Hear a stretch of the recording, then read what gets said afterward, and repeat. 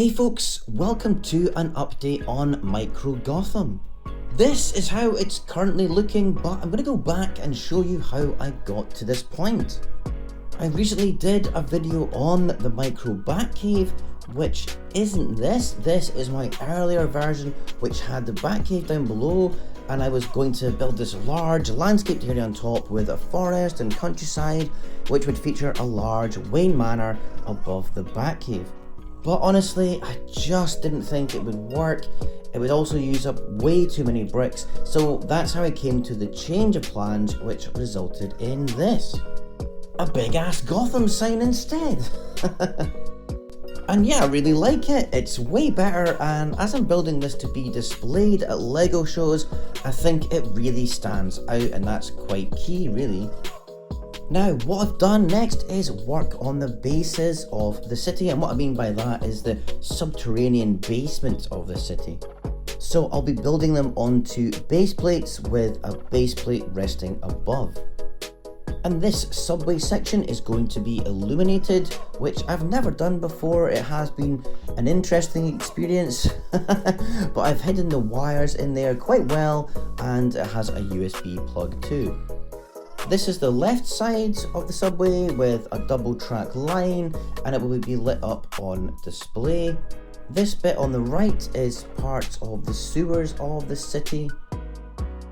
I love the subway. I built it based on the same way as I did the Tokyo one last year, and in fact I've made it stronger and added a bit more detail.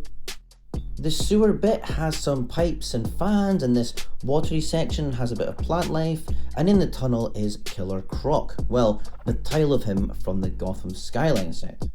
I've had this idea in my head for some time. Instead of just having like a plain black border or a bricked section, I wanted to add some depth below, subterranean details, and I've worked really hard to achieve the look that I wanted, and it's actually turning out quite well.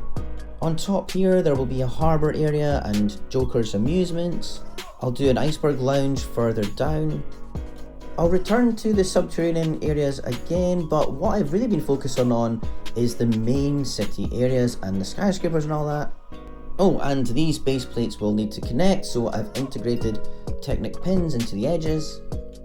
This rather colourful area is the main downtown area of Gotham.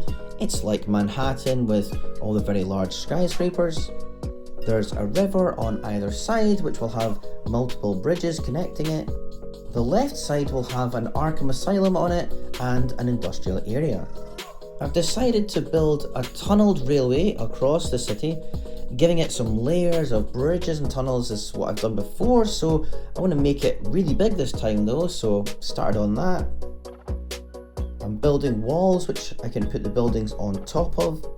Speaking of which, I need to start taking this apart to get these pieces for the buildings.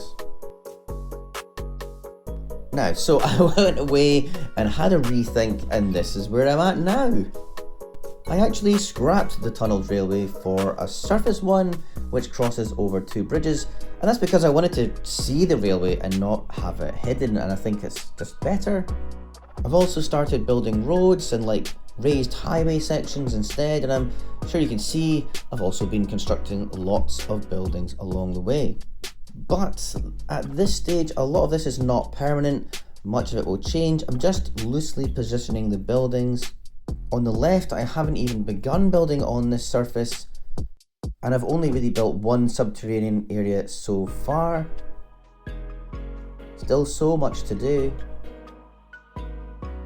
I'll take this away and show you, as I'm trying to save in parts but make it strong at the same time. So every colour you can think of except black, grey and brown is being used down here to build the walls, and then I'm adding supports with barrel pieces and plates on top, as this above section will be quite heavy. And of course I'm going to replicate this method across the other two base plates. The top base plates all have this black curved edge. It took a ton of parts to do it, but luckily I got a load of those black curved tiles way back in the day at a pick a brick wall. And I think it gives it a really nice presentation border. This is my USB socket for the lights. Everything has been integrated into the structure and the lights are looking really nice. Although I don't want to show you, I think when it's finished I will, but yep, I've added 3 lights spaced out along here. I mentioned earlier the Technic pins, here they are. I'm just doing them at the back as it just needs to hold it, not like fix it super tight, because when you pull it apart sometimes the buildings can fall over. I've deliberately not worked on this yet as it's probably going to be the most challenging area, so I'd rather work on the easier parts because, well, they'll be quicker, and also I need to know where the roads and railways will end up being. So this is my favourite area so far. I have reused some of my Gotham builds for my last Gotham project, but I've created so much depth and lots of new buildings as well, and they all fit really well into this area. I've built a bank on the left there, and I sort of based it on the bank that is raided by the bad guys in the title sequence. Old Wayne Tower with the orb on the top. The GCPD building looks cool, and then the Opera House in front. It's nice because you can actually see those buildings. They're not hidden away. Polly's Pool Hall and various other custom builds around it. The very tall skyscraper is Wayne Tower, and I made it joint tallest with the one nearby because I really want it to stand out. The gold building was my previous version of Wayne Tower in the old city way back, but in the new city it can be Kane Tower instead. And behind it is a suspension bridge, but more on that in a future video. I've also started on a larger brown bridge too, lots going on. And there's the train, it's nice you can actually see it. On the other side, I haven't quite decided on the layout. I want to put the court here and another large skyscraper, still lots to do. I've put the Gotham skyline set here behind it just to show you what I hope to get it to look like in future. I do want to have a backdrop similar to this but much larger, but I will just have black buildings on it and the lights and perhaps the bat signal. I still have to decide on how detailed it's going to be. And I'm going to need to take all these buildings off as I need the parts, and it's very time consuming building them into larger 3D structures. It takes ages.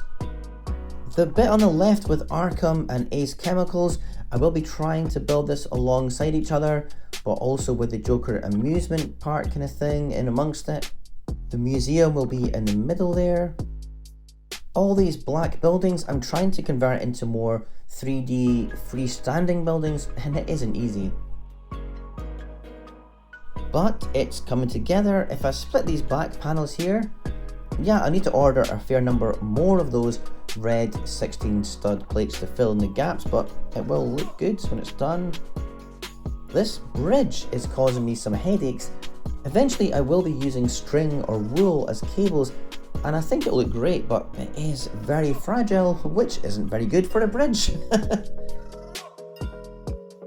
Again, this might all change, but for the moment I'm keeping it here. I'm not so fussed about making a finished look from the rear, as you won't see it.